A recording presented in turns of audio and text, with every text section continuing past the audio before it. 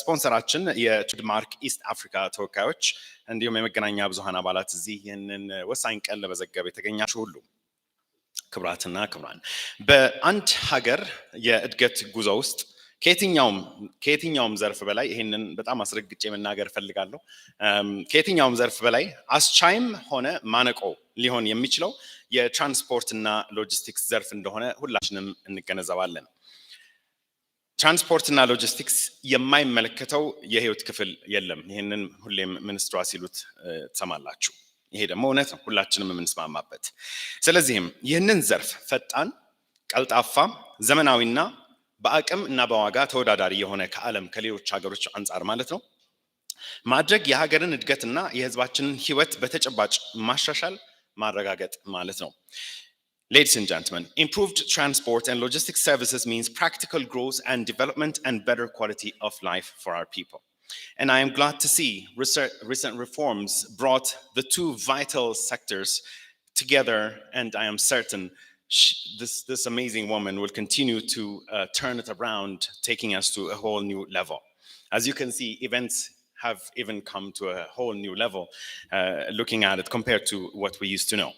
And to qualify what I was just saying, we're very happy to be here this morning to launch the first integrated freight transport management system in Ethiopia, and your presence and your excellencies, which allows transporters access the border passes they need for trucks, truck drivers, and assistant drivers across borders when they have to travel.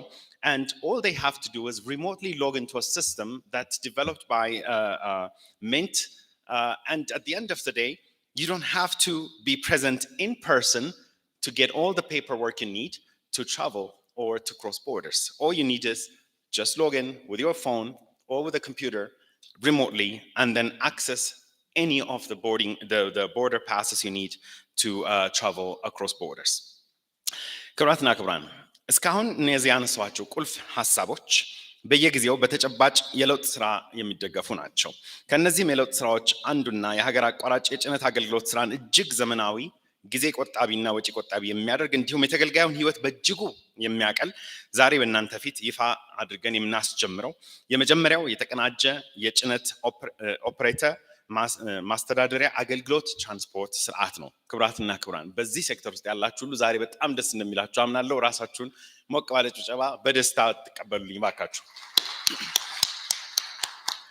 Congratulations once again and ክብራትና ክብራን ይህ ወጥ የሆነ ሀገራዊ እቅድ እንዲሁም ክትትልና ግምገማ ውጤት ነው ለዛም ነው ክብርት ተወካያችን ከተወካዮች ምክር ቤት ዛሬ እዚህ የተገኙት ሴክተሩን ማዘመን ለበርካታ ኢንቨስትመንቶች ሳቢ እንድንሆን ያደርገናል ለውጡ ለሀገራችን ይዟቸው ከመጣው በርካታ ነገሮች አንዱ ease of doing business የተባለው የተቀላጠፈና ባጠረ ቢሮክራሲ የሚመራ አሰራርን በማስተዋወቅ የውስጥና የውጭ ኢንቨስትመንትን ለመሳብ የተወሰደው እርምጃ ነው ይህ ደግሞ በዚህ ሴክተር እንኳን ሲምፕሊ በቀላሉ በዚህኛው ሴክተር ብቻ ያመጣውን ጥቅሞች በትንሹ ለማየት ብንሞክር በአይነቱ የመጀመሪያ የሆነውን የትራንስፖርት ዘርፍ ኢንቨስትመንት ሰሚት በሚኒስትር መስሪያ ቤቱ ለመጀመሪያ ጊዜ በተመረጡ ዘርፎች ላይ ተዘጋጅቶ በውጭም ሆነ በሀገር ውስጥ ላሉ ኢንቨስተሮች ከፍተኛ መስህብ እየፈጠረ መሆኑን በማሳያነት ክብርት ወይዘሮ ዳግማዊት ሞገስ ከጥቂት ቀናት በፊት በኢትዮጵያ ትራንስፖርት ዘርፍ ላይ መዋለ ንዋይ ለማፍሰስ የሚፈልጉ 7 ግዙፍ የጣሊያን ኩባንያዎች ጋር ያደረጉትን ውይይት ማንሳት ይቻላል ይሄ በእርግጠኝነት በሰሚቱ ምክንያት ተስበው ኢትዮጵያ ላይ ኢንቨስት ማድረግ በሴክተሩ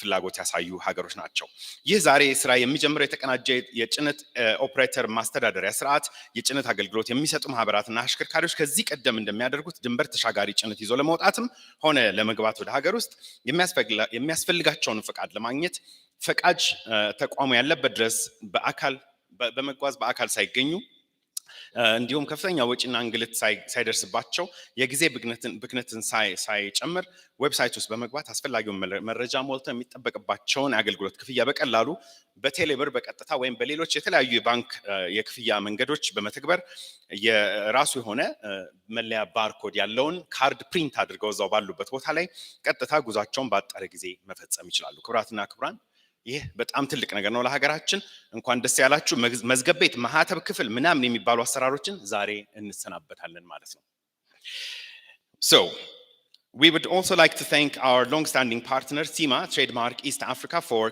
their continued support and for sponsoring this highly anticipated system launch this morning. ክቡራትና ክቡራን በድጋሚ እንኳን ደስ ያላችሁ እያልኩኝ የመክፈቻ ንግግር እንዲያደርጉና ፕሮግራሙን እንዲያስጀምሩልን በታላቅ አክብሮት ወደ መድረክ የሚጋብዘው የኢፌዴሪ ትራንስፖርትና ሎጂስቲክስ ሚኒስትር የሆኑትን ክብርት ወይዘሮ ዳግማዊት ሞገስን ይሆናል። እባካችሁ ሞቅ ባለ ጭብጨባ ተቀበሉልኝ።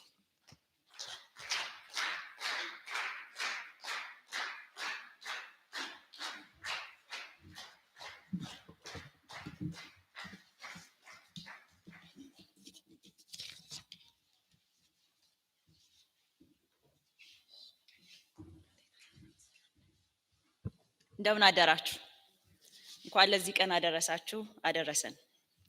የተከበሩ ወይዘሮ ሸዊት ሻንካ በኢፌዴሪ የሕዝብ ተወካዮች ምክር ቤት የከተማ መሰረተ ልማት እና ትራንስፖርት ጉዳዮች ቋሚ ኮሚቴ ሰብሳቢ፣ የተከበሩ አቶ አዝመራ የቋሚ ኮሚቴያችን አባል፣ ክቡር ዶክተር በለጠ ሞላ የኢፌዴሪ የኢኖቬሽንና ቴክኖሎጂ ሚኒስቴር ሚኒስትር፣ ክቡር ዶክተር ሹመቴ ግዛው የኢንፎርሜሽን መረብ ደህንነት ኤጀንሲ ዋና ዳይሬክተር፣ ክቡራን ከፍተኛ የመንግስት የስራ ኃላፊዎች፣ ጥሪ የተደረገላችሁ እንግዶች፣ ክቡራትና ክቡራን፣ በቅድሚያ ጥሪያችንን አክብራችሁ ስለተገኛችሁ በራሴና በትራንስፖርት ሚኒስቴር ስም ልባዊ ምስጋናዬን እያቀረብኩ እንኳን ደህና መጣችሁ ለማለት ፈልጋለሁ።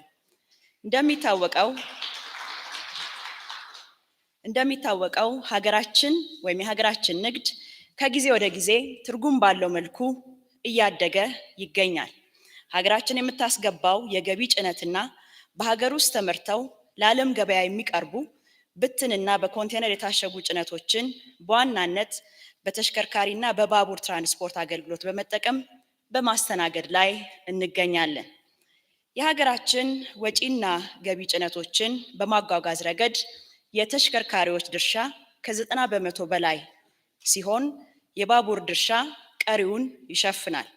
በአሁን ሰዓት 98 የድንበር ተሻጋሪ የንግድ ጭነት ትራንስፖርት አገልግሎት የሚሰጡ ኦፕሬተሮችና 12700 በላይ የከባድ ጭነት ተሽከርካሪዎች በሚኒስቴር መስሪያ ቤታችን በማህበርና በድርጅት ዘርፍ ተደራጅተው አገልግሎት በመስጠት ላይ ይገኛሉ።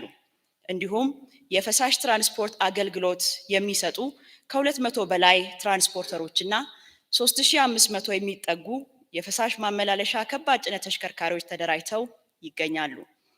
ይህ እንደሚያመለክተው የሀገራችን የመንገድ ትራንስፖርት ዘርፍ ለገቢና ወጪ ንግድ ስርዓት የጀርባ አጥንት በመሆን ጉልህ ድርሻውን በማበርከት ላይ እንደሚገኝ ነው። ክቡራትና ክቡራን፣ የትራንስፖርትና ሎጂስቲክስ ሚኒስቴር የሀገራችንን የትራንስፖርትና ሎጂስቲክስ አገልግሎት ዘርፍ ዘመናዊ፣ ብቁና ቀልጣፋ እንዲሆን ለማስቻል የዘርፉን አቅም ለመገንባትና ውጤታማነትን ለማረጋገጥ የትራንስፖርት ፖሊሲ፣ ብሔራዊ ሎጂስቲክስ ስትራቴጂ ከተለያዩ ባለድርሻ አካላት ጋር በመሆን ደግሞ በቅርቡ የምናስመርቀው የአውቶሞቲቭ ስትራቴጂን አዘጋጅተን በተጨማሪነት የሚያገለግሉን የማስፈጸሚያ መመሪያዎችና የረቀቁና ወደ ተግባር የሚገቡ የተለያዩ ህጎችን አዘጋጅተን በመተግበር የትራንስፖርትና ሎጂስቲክስን አቅም ለማሻሻል የሚረዳንን በቅርቡ ተግባራዊ ይሆናል ብለን የምንጠብቀው እስከ 2300 የሚጠጉ ከባድ እና ደረቅ የፈሳሽ ጭነት ማጓጓዣ ተሽከርካሪዎችን በሰፕላየርስ ክሬዲት ተገዝተው ወደ ዘርፉ እንዲገቡ የተለያዩ ጥረቶች በመደረግ ላይ ይገኛሉ። የሀገራችን የወጪ ንግድ ጭነትና ጊዜ ቆጣቢ በሆነ መንገድ ተጓጉዘው ለዓለም ገበያ እንዲደርሱ ለማስቻል እንዲሁም በሀገር ውስጥ የሚገቡ ጭነቶችን ከወደብ ላይ በፍጥነት ለማንሳትና ወደ ሀገራችን የተለያዩ ቦታዎች በማሰራጨት ማዳረስ እንዲቻል በዘርፉ ጠንካራ አደረጃጀት ያላቸውና ዘመናዊ የአሰራር ስርዓትን የሚከተሉ የጭነት ትራንስፖርት አገልግሎት ሰጪ ኦፕሬተሮችን ማፍራትና ማብቃት እጅግ በጣም አስፈላጊና መሰረታዊ ነው። የትራንስፖርትና ሎጂስቲክስ ሚኒስቴር በዘርፉ ለተሰማሩ አካላት የተለያዩ አገልግሎቶችን የሚሰጥ ሲሆን ባለጉዳዮች አገልግሎቱን ለማግኘት አስፈላጊ መረጃዎችን በወረቀት ወይም ሃርድ ኮፒ በመያዝ በየጊዜው በአካል መስሪያ ቤታችን መምጣት ይጠበቅባቸው ነበር። ይህ አላስፈላጊ ጊዜንና ወጪን የሚጨምር ከመሆኑም በላይ ለብልሹ አሰራር በር የሚከፍትና የአገልግሎት አሰጣጥ ጥራትን በሚፈለገው ደረጃ ለማረጋገጥ እንዳይቻል ሲያደርግ ነበር። ዘርፉ ከፍተኛ የሆነ የተደራጀ መረጃ እጥረትና ጥራት እንዲሁም የአሰራር ስርዓት ችግር የሚስተዋልበት በመሆኑ በዘመናዊ የአሰራር ስርዓት የተደገፈ እንዲሆን ማስቻል ጊዜ የማይሰጠው ጉዳይ ነው ብለን እናምናለን። ይህ ዛሬ የምናስመርቀው የተቀናጀ የጭነት ትራንስፖርት ማስተዳደሪያ ስርዓት ወይም ኢንተግሬትድ ፍሬት ትራንስፖርት ማኔጅመንት ሲስተም ሚኒስቴር መስሪያ ቤታችን ከቴክኖሎጂ እና ኢኖቬሽን ሚኒስቴር ጋር እና በስሩ ይገኝ ከነበረው የቴክኖሎጂ እና ኢኖቬሽን ኢንስቲትዩት ጋር በመተባበር የበለጸገ ስርዓት ነው።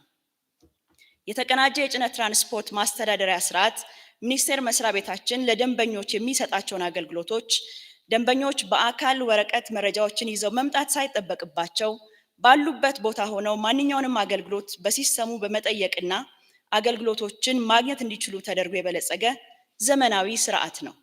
ሲስተሙ በአሁኑ ሰዓት በትራንስፖርት ዘርፍ መሰማራት የሚፈልጉ ግለሰቦችና ባለሀብቶች አዲስ የትራንስፖርት ብቃት ማረጋገጫ ለማውጣት፣ ዓመታዊ የብቃት ማረጋገጫ ፈቃድ ለማደስ፣ አዳዲስ ተሽከርካሪዎችን ለማስመዝገብ፣ የተሽከርካሪዎችን ዝውውርና ተያያዥ አገልግሎቶችን ደንበኞች በአካል ሳይመጡ ማግኘት እንዲችሉ ከዚህ ቀደም በዘርፉ ተደራጅተው ወደ ጎረቤት ሀገራት የንግድ ትራንስፖርት አገልግሎት ለሚሰጡ አሽከርካሪዎችና ረዳቶች የድንበር ተሻጋሪ መታወቂያ ለማውጣት፣ ለማደስና ምትክ መታወቂያ ለመስጠት ደንበኞች በአካል መምጣት ሳይጠበቅባቸው አገልግሎቱን በበይነ መረብ ስርዓት ማግኘት የሚችሉበት አሰራር የተዘረጋ ሲሆን ይህም በዓመት ውስጥ ከ72,000 በላይ ለሚሆኑ ተገልጋዮች ይሰጥ የነበረው የድንበር ተሻጋሪ መታወቂያ ወደ ዲጂታል አሰራር ስርዓት በመቀየሩ የአሽከርካሪዎችን ጊዜ፣ ወጪና ድካም ትርጉም ባለው መልኩ ለመቀነስ ያስችላል። ደንበኞች ለአገልግሎት የሚከፍሉት ክፍያዎችን በበይነ መረብ ወይም ኦንላይን የክፍያ አማራጮች በመጠቀም ክፍያዎችን መፈጸም የሚችሉ ሲሆን በአሁኑ ሰዓት ይህ የተቀናጀ የትራንስፖርት ማስተዳደሪያ ስርዓት ከቴሌ ብር ጋር እንዲተሳሰር ተደርጓል። በተለይም በኢቲስዊች አማካኝነት ከሁሉም ባንኮች ጋር የሚቀናጅ ይሆናል። ይህ አዲስ የአሰራር ስርዓት የጉዞ መርሃ ግብር ወይም ደግሞ ትሪፕ ስኬጁሊንግ ኢንተርፌስ ያካተተ በመሆኑ በንግድ የመንገድ ጭነት ትራንስፖርት ዘርፍ የተደራጁ ኦፕሬተሮች ለስምሪት የሚመድቧቸውን ተሽከርካሪዎች በበይነ መረብ አማካኝነት ለሚኒስቴር መስሪያ ቤታችን የሚያሳውቁበትና ሚኒስቴር መስሪያ ቤታችንም የተሽከርካሪዎችን እንቅስቃሴ ስምሪት ባሉበት የቁጥጥር ጣቢያዎች፣ ኬላዎች ላይ የሚቆጣጠርበት ዘመናዊ የአሰራር ስርዓት እንዲኖረው የሚያስችል ሲሆን ይህም አንድ ተሽከርካሪ ምን ያህል ኪሎ ሜትሮችን እንደሸፈነና የተጓዘ የጭነት አይነትና መጠን በእያንዳንዱ የጭነት ኦፕሬተሮችና ተሽከርካሪዎች በቂ መረጃና ሪፖርት ሲስተሙ ለመስጠት ያስችላል። ክቡራትና ክቡራን፣ የሀገራችን የኢኮኖሚ እድገት ብልጽግና ለማረጋገጥ ጊዜው የሚጠይቀውን ዘመናዊ ቴክኖሎጂና የአሰራር ስርዓት ተግባራዊ ማድረግ እጅግ በጣም ተገቢ ነው። በተመሳሳይም ዛሬ በስራ ላይ እያዋልን ያለነው ዘመናዊ የአሰራር ስርዓት ሚኒስቴር መስሪያ ቤታችን ያረቀቀው የትራንስፖርት ፖሊሲና የዘርፋችን የ10 ዓመት መሪ ልማት እቅድ ግቦችን ለማሳካት ጉልህ ድርሻ የሚኖረው ሲሆን በመንግስት ደረጃ ከተያዘው የዲጂታል የአሰራር ስርዓት ተግባራዊነትን ከማረጋገጥ አንጻርም የራሱን የሆነ የጎላ ድርሻ የሚወጣ ነው። በቀጣይ ሚኒስቴር መስሪያ ቤታችን በህዝብ ትራንስፖርት በአሽከርካሪና ተሽከርካሪ ብቃት ማረጋገጫ ዘርፍ ለደንበኞች የሚሰጣቸውን አገልግሎቶች በዚህ ሲስተም ውስጥ የሚያካትት ይሆናል። በተጨማሪም ሲስተሙ ባለድርሻ አካላት ከሚኒስቴር መስሪያ ቤታችን ማግኘት የሚፈልጓቸውን አስፈላጊ መረጃዎች ሁሉ በሚሰጣቸው መንገድ ሲስተሙን የመጠቀም ፈቃድ በቀላሉ ማግኘትና ማረጋገጥ የሚችሉ ሲሆን ይህም የሎጂስቲክስ ስርዓት የተቀላጠፈ እንዲሆን የበኩሉን ድርሻ የሚያበረክት ይሆናል። በትራንስፖርትና ሎጂስቲክስ አሰጣጥ ሂደት ውስጥ ጊዜ፣ ወጪና የአገልግሎት አሰጣጥ ውስብስብነት መቀነስ ቁልፍ መለኪያዎች ሲሆኑ ይህ የአሰራር ስርዓት የወረቀት የአሰራር ስርዓቶችን በማስቀረት ደንበኞች አስፈላጊ ሰነዶችን ስካን በማድረግ እና ወደ ሲስተሙ በመላክ አገልግሎቶችን በቀላሉ ማግኘት የሚያስችላቸው ሲሆን ይህም ጊዜንና ወጪን በከፍተኛ ሁኔታ የሚቀንስና የአገልግሎት አሰጣጥ ሂደቱን ቀላልና አስተማማኝ ያደርገዋል። ክቡራትና ክቡራን፣ ይህ ዘመናዊ አሰራር ስርዓት በሀገር አቀፍ ደረጃ ተግባራዊ የሚደረግ ሲሆን ከነገ ጀምሮ ማንኛውም ግለሰብ የጭነት ትራንስፖርት ብቃት ማረጋገጫ ፈቃድ ከሚኒስቴር መስሪያ ቤታችን ለማውጣትና ለማደስ በተቋማችን በጸደቀው የንግድ የመንገድ ጭነት ትራንስፖርት ኦፕሬተሮች አደረጃጀትና አፈጻጸም መመሪያ ቁጥር 35/2013 መሰረት www.itms.motr.gov.et በመጠቀም ማመልከትና አገልግሎትን ማግኘት የሚችሉ መሆኑን ለመግለጽ እወዳለሁ። በመጨረሻም ይህ ሲስተም ተገንብቶ ለዚህ ደረጃ እንዲበቃ ላደረጉ አካላትና ባለሙያዎች በሙሉ በሚኒስቴር መስሪያ ቤታችን ስም ላቅ ያለ ምስጋና እያቀረብኩኝ በተለይም የኢኖቬሽን እና ቴክኖሎጂ ሚኒስቴር፣ ለቴክኖሎጂ ኢኖቬሽን ኢንስቲትዩት፣ ለኢትዮ ቴሌኮም፣ ለኢንፎርሜሽን መረብ ደህንነት ኤጀንሲ እንዲሁም በሲስተሙ ግንባታ ሂደት ውስጥ ለተሳተፉ የሚኒስቴር መስሪያ ቤታችን ባለሙያዎች በተለይም ከዚህ ቀደም ይሄ ስራ ሲጀመር ወደ 1 ዓመት ተኩል አካባቢ ሆነዋል የቀድሞ የትራንስፖርት ባለስልጣን አመራሮች፣ ባለሙያዎች ለነበራቸው አስተዋጽኦ ላቅ ያለ ምስጋና ማቅረብ ፈልጋለሁ። ይሄ መድረክ በዚህ መንገድ እንዲሳካ አሁን እንደ ሀገር የገጠመንን ፈተና ታሳቢ በማድረግ ምንም አይነት ወጪ ከመንግስት በጀት ሳናወጣ መድረኩ እንዲሳካም ላደረጉልን በሚኒስቴር መስሪያ ቤታችን አማካኝነት የተባበሩንን የልማት አጋሮቻችንን እንደዚሁ ከፍተኛ ምስጋና ማቅረብ እፈልጋለሁ። ይሄንን የጀመርነውን የዲጂታይዜሽን ስርዓት ይበልጥ አጠናክረን በመቀጠል የ10 ዓመት መሪ ልማት እቅዳችን ላይ የተቀመጡ በሎጂስቲክስ ስትራቴጂያችን ላይ የተመላከቱ ግቦቻችንን ከእናንተ ጋር ሆነን እንደምናሳካው ጥርጥር የለኝም። በድጋሚ እንኳን ደህና መጣችሁ እያልኩኝ ለማመስገን እወዳለሁ። መልካም የውይይት ጊዜ ይሁንልን። አመሰግናለሁ።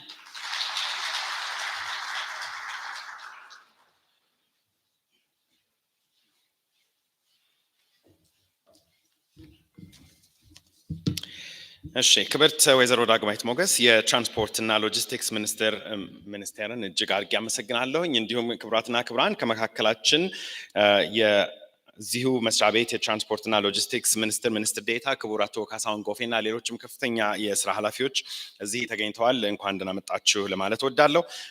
የተለያዩ የሶሻል ሚዲያዎች ዩቲዩብን ጨምሮ በዙም እንዲሁም በፌስቡክ በቀጥታ እያስተላለፍነው እንገኛለን። ሀገራችን ይህ ትልቅ ነገር ስለሆነላት ህዝቡ ሁሉ በያለበት ሊሰማው የሚገባ በጣም ትልቅ ስጦታ ነው ብዬ አስባለሁ ለሴክተሩና እሱ በቀጥታ ላይቭ ስትሪም እየተደረገ ስለሆነ ላይቭ ስትሪሚንጉን በሙሉ የምትከታተሉ እንግዶቻችን ወይም ወገኖቻችን በሙሉ እንኳን ደስ ያላችሁ። እስከ መጨረሻው ድረስ አብራችሁን እንድትቆዩ በተለይ ዝርዝር ሀሳቡንም እንድታዩት በዚሁ መጋበዝ እንወዳለን። ክቡራትና ክቡራን በመቀጠል የምንሄደው ወደ ዘጋቢ ፊልም ይሆናል። የትራንስፖርትና ሎጂስቲክስ ሚኒስቴር ያዘጋጀው አጭር ፊልም በመቀጠል ይቀርባል።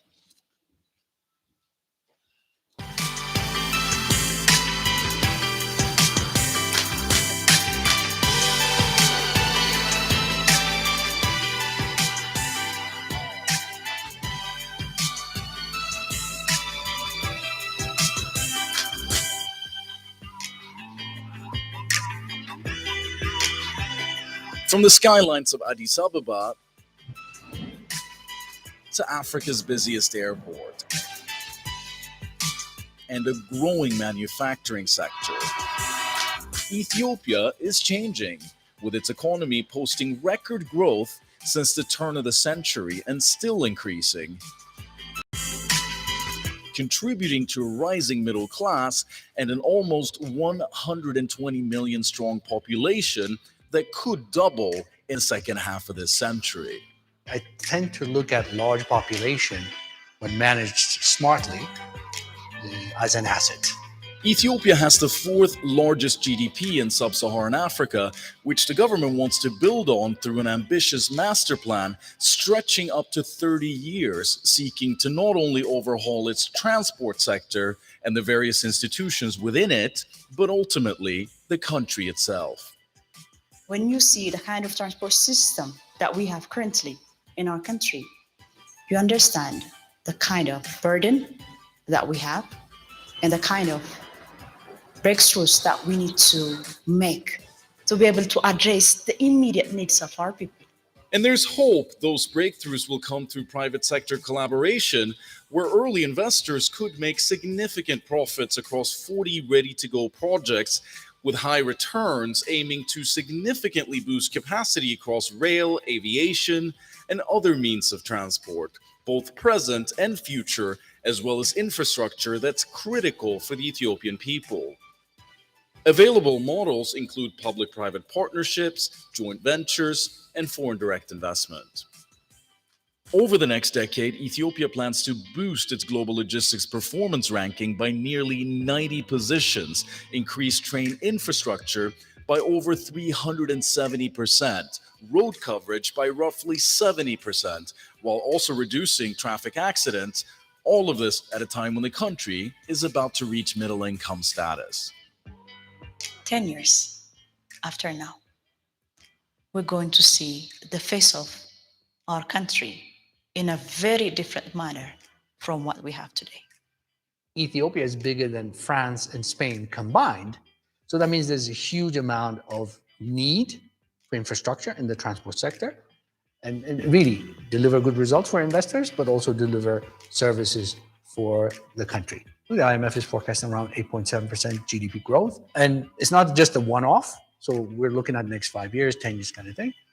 And one sector that's already tapped into that need, even at a Pan-African level, is also among the country's biggest success stories.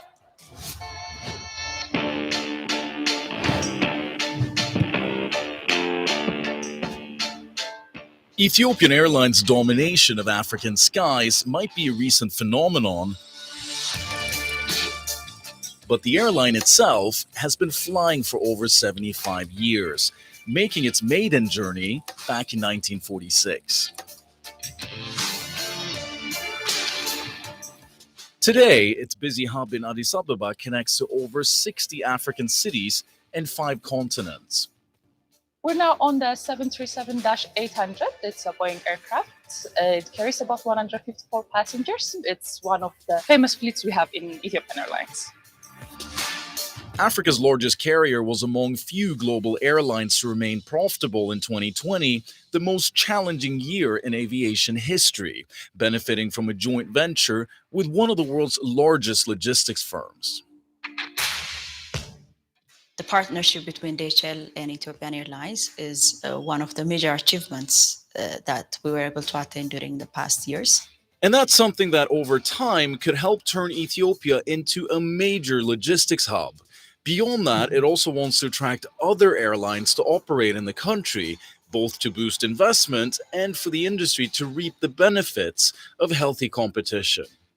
There are also plans to increase international passengers by fourfold, constructing a state-of-the-art airport with the capacity to handle 100 million annual passengers and expanding the number of airstrips as well as helipads. That puts it in the top 5 or 6 airports in the world when it's completed.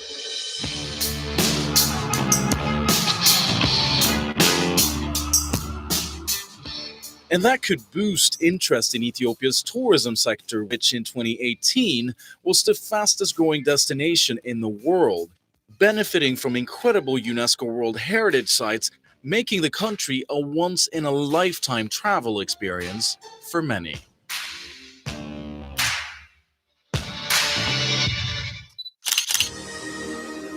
And while there's certainly room for tourism to grow further in the future, the story of untapped potential extends across the entire economy.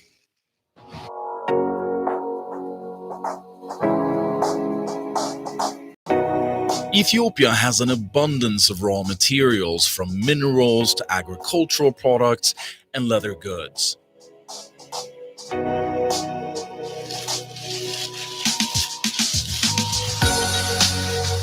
But these precious beans, often referred to as black gold, are the country's biggest export. And as legend has it, first discovered in the Ethiopian highlands centuries ago. Today, the beans are roasted and shipped around the world, with this factory processing over 4 tons of it each day.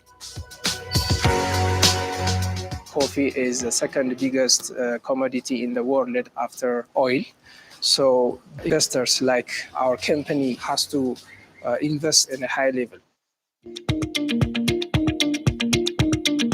The service here is import and export. Mostly our clients, they send coffee and oil grains for the export.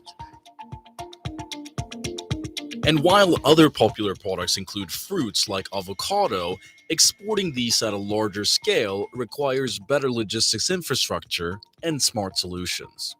As a landlocked country, we believe that we have to be linked with different neighboring countries and different modes of transport. And that's what a recent $1 billion deal with UAE-based DP World seeks to achieve through the creation of an advanced logistics corridor connecting to the shipping giant's port in Berbera, which sits on one of the world's busiest trade routes. International investors, including DP World, are showing us their interest to work with us because they understand the potential that we have as a country. Ethiopia has a historical relationship with Arabian Peninsula. We have common interest, and we want to make sure that the whole area will grow together and succeed and flourish together. The deal includes investments into warehouses, container yards, and state-of-the-art IT infrastructure, which could be a game changer for the export industry. I can be extremely competitive on the factory floor. I produce it at the least cost, best quality. But if I can't out of the gate to get to the port, if it's going to cost me much more than all the efficiency I gained on my factory floor, it defeats the whole purpose. We see that Ethiopia economy will grow very fast, and it has at this point of time only one gateway. Ethiopia requires multiple gateways, even more than two in future. And that's something that will help local traders access global markets. The Berbera Agreement will diversify Ethiopia's port access beyond Djibouti, reachable through East Africa's first modern electrified railway line, also seeking to boost its logistics capacity with plans to add several new routes to the network, already serving Ethiopia's largest dry port, which is now expanding beyond its current 42 hectares of land. The inauguration and the groundbreaking that we carry out today is to expand this size to that of 178 hectares. We aspire to enhance the logistics efficiency and integrate it with different modes of transport, as we have the railway line inside the dry port. And the hope is that the expansion of Mojo Dry Port, worth $110 million, will help to unlock Ethiopia's logistics sector by boosting the country's export capacity. Ethiopia has this opportunity of attracting FDIs in order to be a driver of growth, in order to contribute to creating jobs. Something that perhaps over time could help to supercharge the overall economy. But as Ethiopia looks to the future, achieving tomorrow's growth simply won't be possible without the right infrastructure. Over 300 kilometers of asphalt, connecting the beating heart of the Ethiopian economy, Addis Ababa, with the rest of the country, and where the commercial city of Adama has emerged as a key transportation hub thanks to Ethiopia's first expressway, open in 2014, which has reduced travel time to the capital by over 50% and essentially pays for itself. Welcome to Ethiopian Toll Roads Enterprise. This is Addis Adama Expressway Traffic Management Center. We have on the screen the different transactions. We have the exit, the entry, and the plate number of each vehicle will be recorded live, and the amount that each vehicle pays while passing each entry and exit. The 6-lane highway, with the capacity to accommodate up to 15,000 vehicles per day, took roughly 4 years to complete, creating job opportunities and revenue through toll gates, which are now open to foreign investment.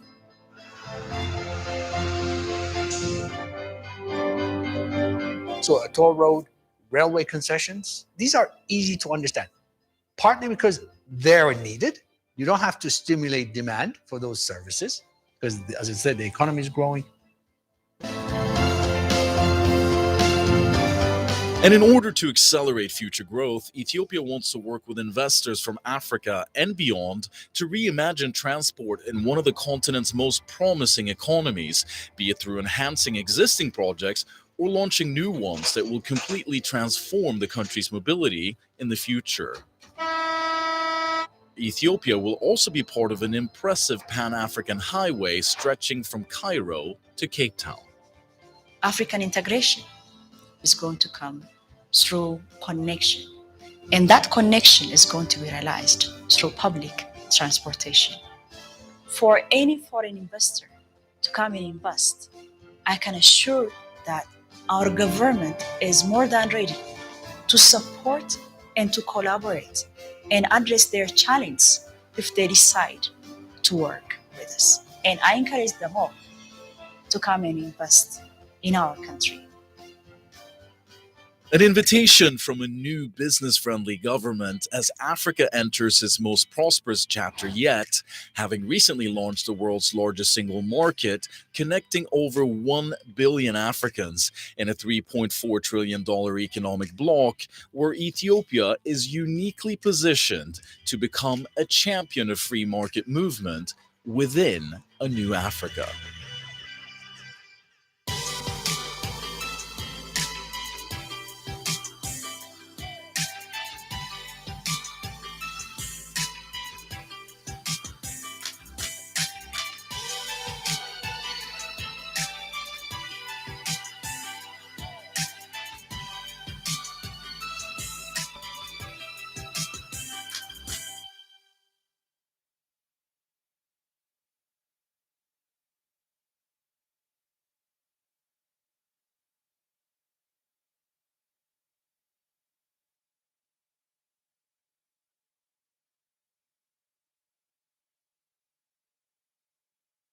ኢስት አፍሪካ በተለይ በአጠቃላይ በአፍሪካ ለ1 ቢሊዮን ማርኬት ፖፑሌሽን ማርኬት ጌትዌይ መሆን እየቻለን ያለን ሀገር ነን። በተለይ ኢትዮጵያን ኤርላይንስን ካየን ከዛ ውጭ ግን በባቡር በሁሉም የትራንስፖርት መንገዶች እንደዚህ አይነት አስደናቂ ውጤቶችን ማግኘት እየቻለን ስለሆነ ተስፋው ትልቅ ነው። ስለዚህ ይሄንን አስፍቶ የመሄድ ስራ እንደሚሰራ ምንም የሚያጠራጥር አይደለም።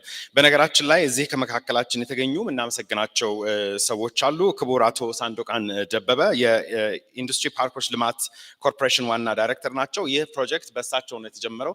ስለዚህ ይህንን ራዕይ አይተው በማስጀመራቸው እጅግ አድርገን እናመሰግናቸው እንፈልጋለን። እንዲሁም ክቡር አቶ ሙልቀን ቀሬ እሳቸው እንኳን እዚህ አልተገኙም፣ ግን የቀድሞ የቴክኤን ዋና ዳይሬክተር ናቸው። እሳቸው ደግሞ ስራውን ይህን ራዕይ ተቀብለው እስከ መጨረሻው በመውሰድ ስራውን ስላስጨረሱ እጅግ አድርገን ለማመስገን እንወዳለን። እባካችሁ ለእነዚህ ሁለት ሰዎች ብታጨበጭቡልኝ በምስጋና።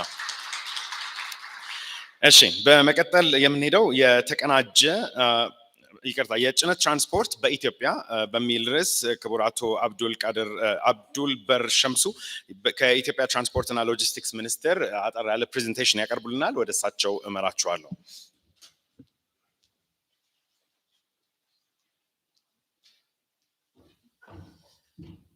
እሺ፣ ሰላም አረፈዳችሁ።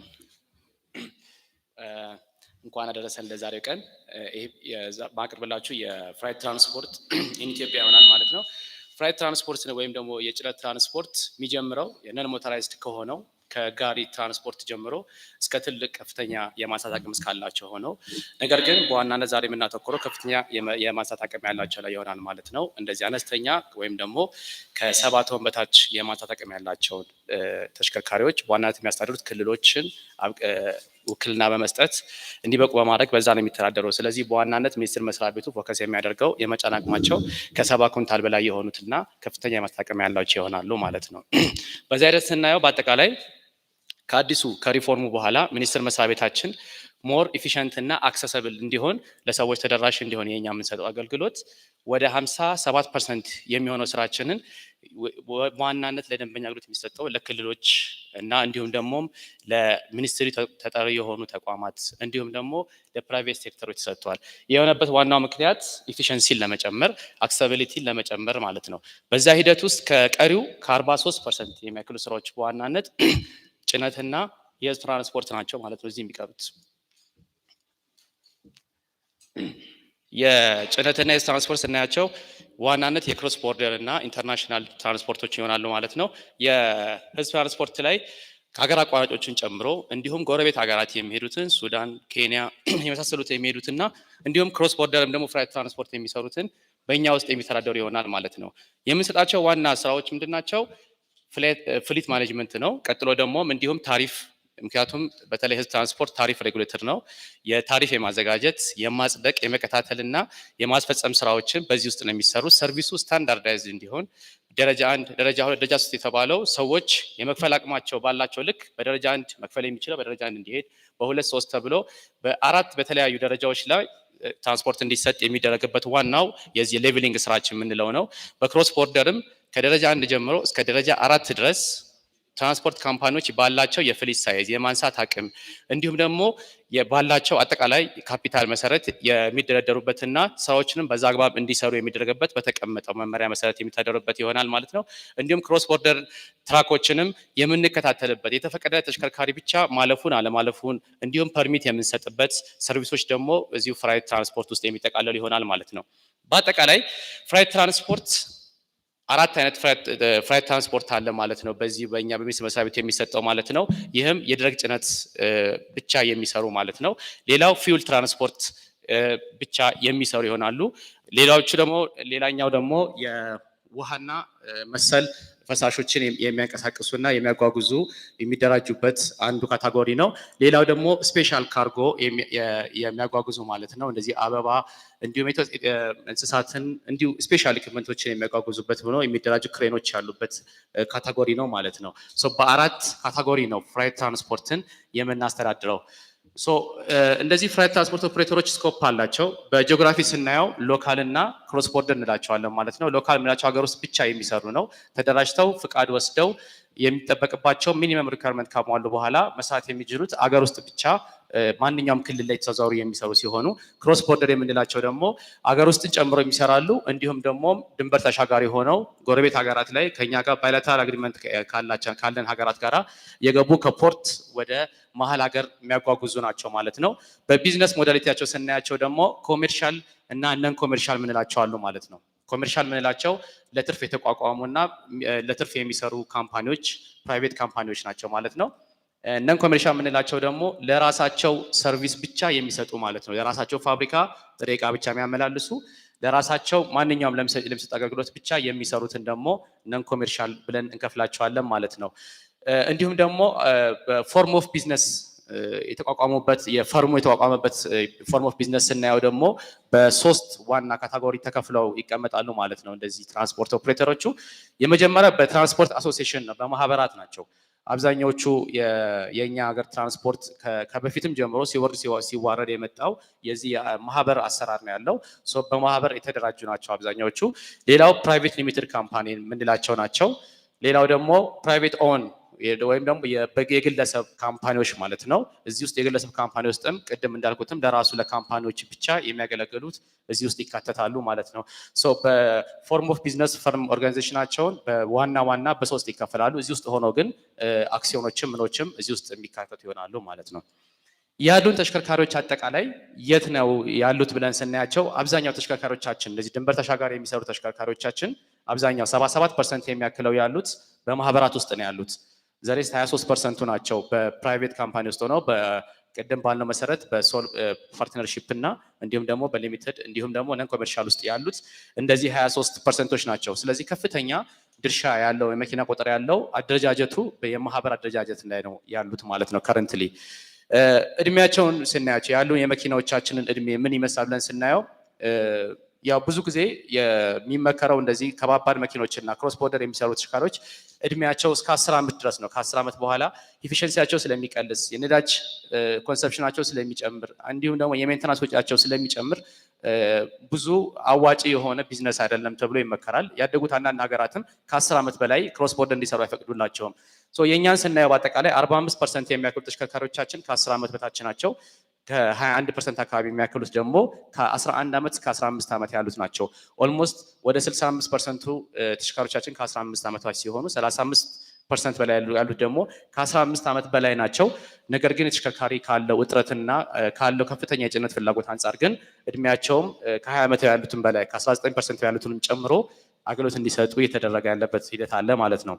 የፊውል ትራንስፖርትንም በአጠቃላይ ስንመለከተው በማህበር የተደራጁት ወደ 3 ካምፓኒዎች ናቸው ያሉት። ፊውል ካምፓኒ ላይ የተሻለ የአደረጃጀት አለ። ምክንያቱም ቅድም ያለው 77% ተሽከርካሪዎቻችን የነበሩበት ደረቁ ላይ እዚህኛው ላይ ግን ስንመጣ ግን 3ቱ በማህበራት ብቻ ናቸው ያሉት። ያ ማለት ደግሞ ኢቭን መኪኖችን እንኳን ስናያቸው 17 መኪኖች ብቻ ናቸው ያሉት ማለት ነው። ሌላው ግን በካምፓኒ ደረጃ ግን ያሉት ግን ወደ 244 ካምፓኒዎች አካባቢ ያሉ ማለት ነው በካምፓኒ ደረጃ።